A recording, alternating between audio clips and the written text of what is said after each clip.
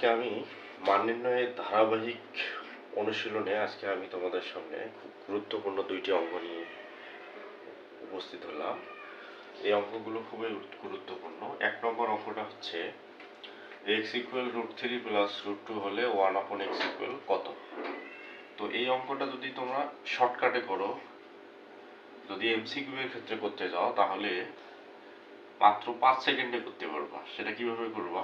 x = √3 + √2, যদি 1/x বের করতে বলে তাহলে এখানে √3 - √2 লিখবা, আর এখানে রুটের ভিতরে যা থাকবে এই সংখ্যা দুইটার ডিস্টেন্স লিখবা 3 - 2।